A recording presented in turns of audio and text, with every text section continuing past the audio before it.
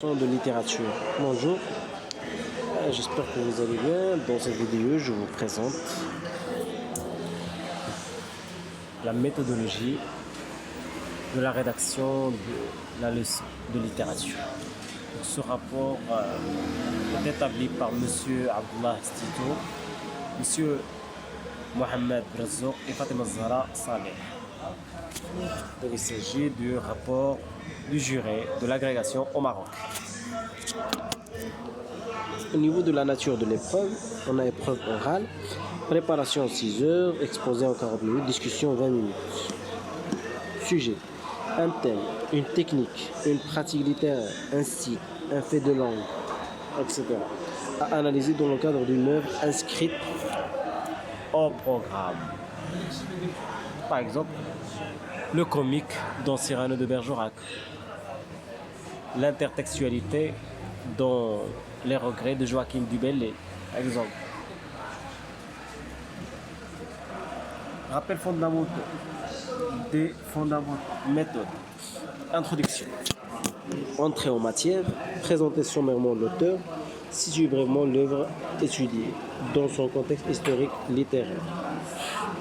Entrée en matière, attention, il faut faire une entrée en matière. Présentation de sujet dont on définira les termes. Il faut présenter le sujet, définir le terme, son étymologie, etc.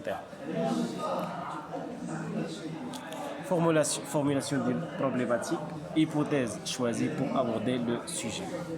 Annonce du plan en 3 parties. 9 sous-parties. Chaque partie doit comporter 3 sous-parties avec des transitions. Étant donné que la sous-partie doit comporter idées, arguments, exemples, récapitulation et transition. 5 éléments, 5 composants de la sous-partie. Idées, arguments, exemples, et quand on donne l'exemple, on doit l'analyser et l'expliciter. Et récapitulation de cette sous-partie. Et enfin, une transition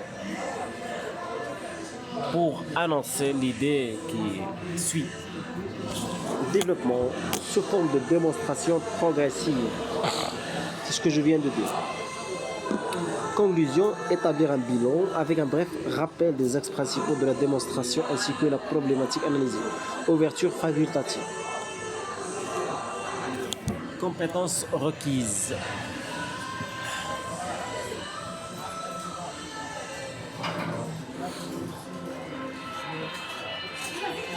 Connaissance approfondie des erreurs programme, réflexion personnelle raisonnée, formulation claire et précise de la problématique, plan progressif, bâti sur un raisonnement solide permettant d'aller plus évident, première partie, plus générale, présentative.